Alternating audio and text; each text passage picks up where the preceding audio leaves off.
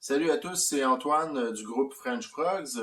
Pour ceux qui ne savent pas, je me suis lancé un peu dans les chroniques, je fais mes décomptes d'albums préférés de certains groupes.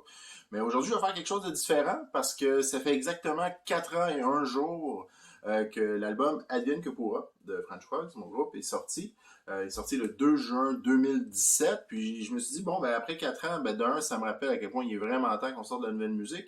On travaille là-dessus. Puis de deux, ben, j'ai un peu plus de recul, puis j'ai envie d'en parler un peu. C'est un mélange vraiment entre le punk rock et le métal. Je dirais que les deux guitaristes dans notre groupe sont vraiment des métalleux plus, donc eux, ils amènent vraiment ce côté-là. De mon côté, je suis vraiment 50-50 entre le punk rock et le métal. Côté texte, je dirais que, ben, même si des textes, tu peux parler un peu de n'importe quoi dans n'importe quel style, mais j'ai l'impression que ça s'enligne un petit peu plus vers l'idéologie ou le genre de sujet qui est traité dans le punk rock. Donc, c'est plus ce côté-là, côté influence, puis côté de la composition, là, ça dépend vraiment des tunes ou même des sections de tunes. Alors, voilà, Advienne que pourra, ben, je vais y aller tune par tune, un petit commentaire sur chacune d'elles après tout ce temps-là. Ben, la première s'appelle Bienvenue sur mon disque, qui est vraiment une tune d'introduction que j'avais composée il y a longtemps, qui était supposé de sortir à la base sur le tout premier EP Fassa, qui était sorti en 2012. Mais je voulais garder cette tune-là vraiment pour un album complet et non un EP, vu que, bon, Bienvenue sur mon disque, je trouvais que ça faisait plus intro d'album. C'est une tune qui est en 6/8, donc qui file un peu comme une valse. Il y a des sections en 9/8 aussi, mais bref, il y a ce feeling-là là, de 1, 2, 3, 4, 5, 6. Et voilà. Donc, les paroles ont changé beaucoup depuis la première version, puis ce que les autres ont rajouté, des guitares particulièrement, ont changé vraiment la vibe versus la version originale. Donc ça, c'était vraiment la tune d'introduction qui dure 1 minute et des poussières. La deuxième s'appelle Morale d'un pendu. Morale d'un pendu, c'est la toute première tune qu'on a travaillé pour cet album-là. L'été 2013, donc sorti en 2017, ça faisait déjà 4 ans qu'on l'avait composé quand l'album est sorti. On l'avait même joué live là, bien avant la sortie de l'album. Une chanson quand même un peu... la musique n'est pas tant dark, c'est plutôt énergique, mais les paroles le sont. C'est vraiment l'histoire de quelqu'un qui est au prix avec son quotidien et qui est pas heureux. Là. C'est vraiment perdu. C'est une des chansons qu'on joue encore live là, pratiquement à tous les shows en fait, parce qu'il y a vraiment le fun à jouer. Beaucoup de changements aussi côté signature rythmique. Là. Il y a du 4, du 5, du 7/4, des choses comme ça. Puis je pense que ça coule bien. Ça paraît pas tant que ça. C'est pas trop déstabilisant. Fait que c'est une tune que j'aime bien encore aujourd'hui. La troisième s'appelle J'achète donc je suis. Donc celle-là c'est drôle parce que les paroles étaient vraiment longues à écrire. La toute première version de cette tune-là s'appelait Los Tabarnakos. Puis je me moquais des gens qui n'avaient pas de classe et plages. Puis je trouvais que la tune était trop bonne pour des paroles aussi, tu sais, un peu connes, là, en fait. Là. Puis fait que j'ai vraiment retravaillé les paroles. Mon frère, Nicolas, qui s'appelle mon frère, m'a donné un petit coup de main. On a jasé ensemble. Puis suite à des discussions, j'ai écrit le texte de J'achète. Donc je suis un des meilleurs textes de l'album et un de mes meilleurs textes de tune tout court à vie, je crois. Mais là, j'ai Steven, un des deux guitaristes, qui me gosse pour qu'on fasse Los Tabarnakos parce qu'on a refait une tune un peu joke avec les anciennes paroles. Puis on n'a pas fait l'album parce que je considérais qu'elle n'était pas assez bonne. Mais lui, il m'obstine qu'elle est bonne. Puis spoiler alert, elle n'est pas sur le prochain album. Mais peut-être qu'elle va être sur l'album suivant, là, vu que qui sait, peut-être que notre niveau de qualité va aller en descendant, puis que notre niveau de popularité, lui, va augmenter. Qui sait? Alors, non, mais on va sûrement la faire un jour, mais ce ne sera pas sur le prochain. Peut-être l'autre d'après. À suivre pour ça. La quatrième tune, ça s'appelle Rêve de pauvre. Il y a vraiment comme il y a eu deux phases dans la composition de l'album Advienne que pourra. Il y a la phase avec Sarah, qui est notre ancienne drummer, qui était là sur les deux premiers EP du groupe, qui elle a été là de 2000, ben, jusqu'en 2015 en fait, là, elle était là du début 2011 jusqu'à 2015 du groupe. Et l'album est sorti en 2017. Il y a des tunes qu'on a travaillé de 2015 à 2017 aussi. Alors, Rêve de pauvre, c'est une des tunes qui a été faite post-Sarah, pour dire ça comme ça. Il y a eu beaucoup de versions. Il y a le riff de bass principal là, au début de la tune. En tout cas, bref. Ça, c'était la base, mais il y a eu tellement de versions différentes là, par rapport à ce qui est sur l'album. Je pense que c'est la 10e version, si ça se trouve, puis j'exagère pas, là, de cette chanson-là. Donc, il est vraiment différente, plus pesante. Il y a du clavier aussi qui a été ajouté par Steven à certains points dans la tune qui vient créer une autre atmosphère. On la joue encore live de temps en temps, dépendant là, de si on aimait le clavier ou pas, en fonction de si si on ouvre puis on joue une demi-heure, on n'amène pas le clavier, mais si on fait un show plus long, on amène le clavier. C'est un peu notre façon de gérer ça, là, vu qu'on ne veut pas l'amener juste pour une tune, jouer sur un mini-stage que juste les quatre ensemble, on a de la difficulté à avoir de l'espace. Alors, c'est ça. La cinquième s'appelle Volatile, qui, elle, a été composée avec Sarah. Je me rappelle que c'était ma coloc à l'époque, puis on habitait en colocation pendant 3 ans, puis je me rappelle, j'étais assis sur mon lit, puis elle m'avait amené un texte, puis habituellement, c'est moi qui écris les paroles en French Frogs, mais elle avait écrit de quoi, puis c'était un petit peu décousu, mais l'idée générale était là. Puis ça parlait d'une de ses amies qui est décédée d'une overdose, donc c'était quand même un sujet lourd. Puis moi, j'étais assis dans mon lit, puis je gossais avec ma bass, puis j'essayais de trouver des airs de voix, puis tout ça. Puis là, elle est venue me rejoindre, puis cette tune, elle a littéralement été composée dans mon lit, là.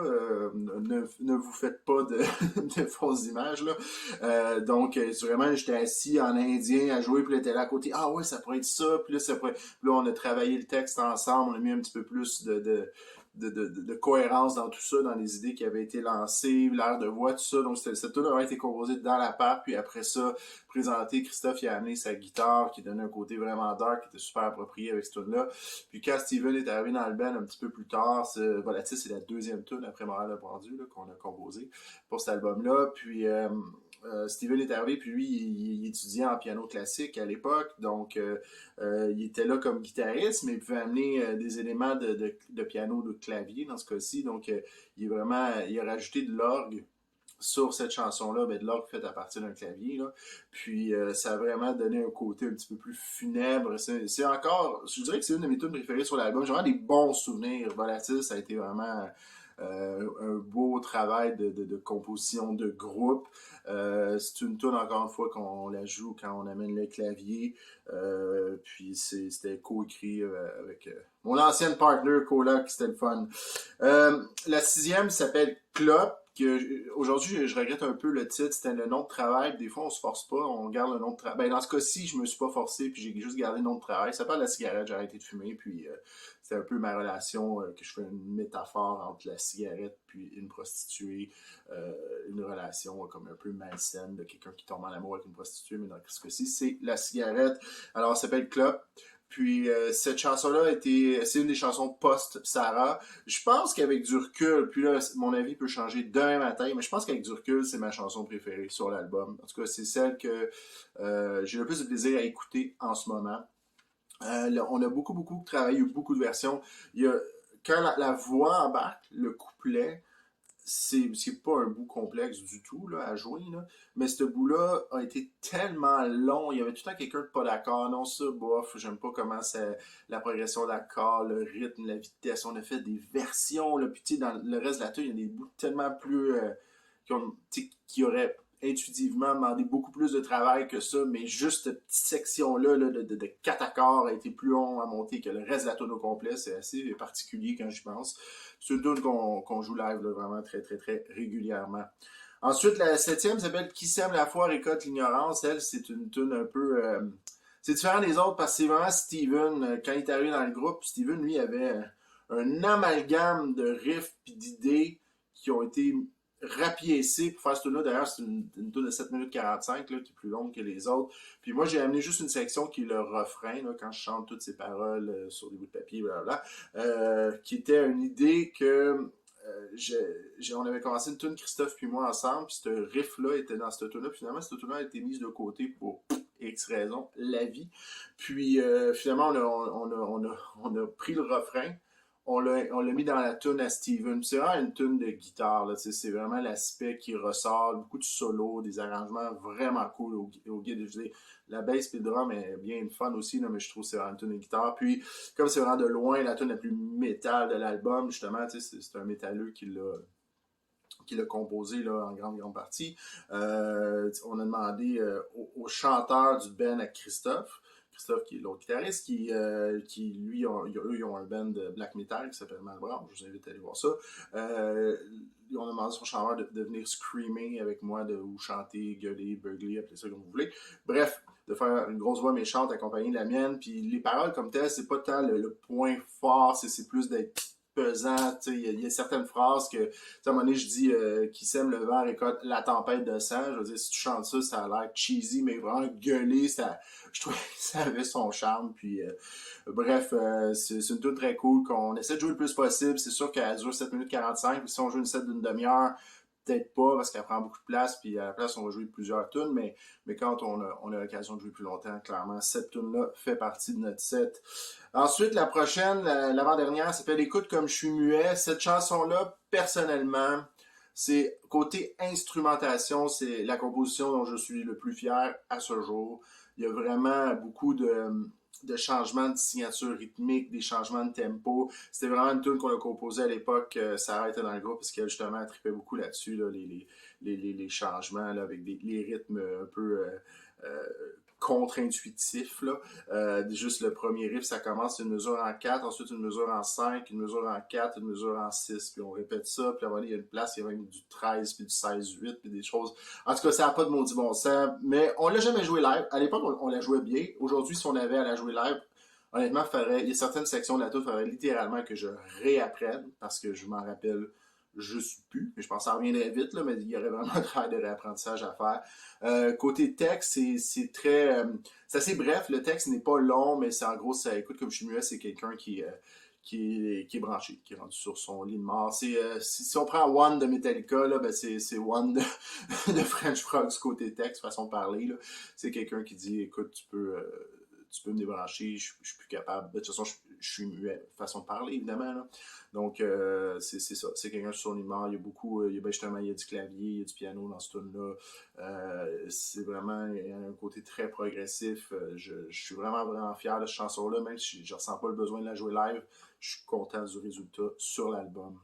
Puis finalement, la toute dernière s'appelle Advienne que pourra, qui est la chanson titre, qui est un retour à Bienvenue sur mon disque. On retourne dans la vibe en 6-8.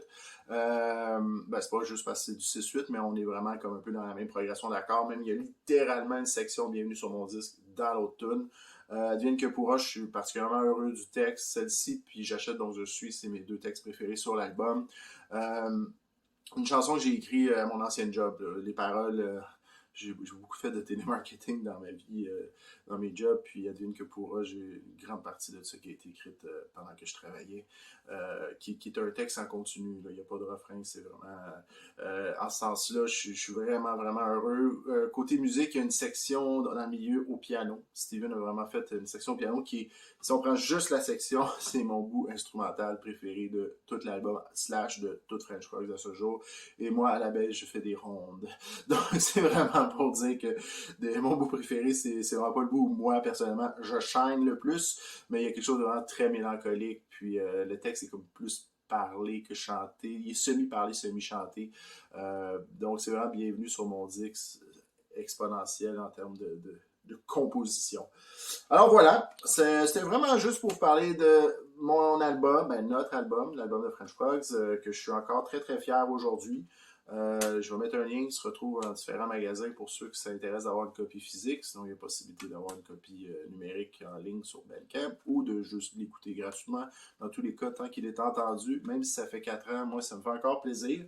Nous, on travaille sur de la nouvelle musique, puis j'ai très, très, très hâte de sortir ça. Je fais plus de fausses promesses, parce que j'en ai fait trop dans le passé. Dire, oh, ça va sortir telle date, puis finalement, c'est reculé. Puis avec la pandémie, on a pris du retard, mais les compos sont là. Il suffit de juste tout mettre en place. Là, on est rendu au stade où on fait ce que j'appelle enculer des mouches, c'est-à-dire d'aller dans les micro-détails, puis de vraiment, ah ouais, mais ça, cet accord-là, ouais, on fait une harmonie avec telle note, puis blablabla. On est vraiment dans les détails. On n'est plus dans la composition de structure des paroles. La plupart des tunes, les paroles sont terminées, tout ça. Il y a de la nouvelle musique qui s'en vient. C'était Advienne que pourra. En attendant, je vous recommande fortement de l'écouter. Puis voilà, c'est tout. C'était vraiment une petite présentation d'un de mes albums. Puis prochaine vidéo que je vais faire, c'est mon décompte de Lagwagon pour ceux qui s'intéressent. Bye bye.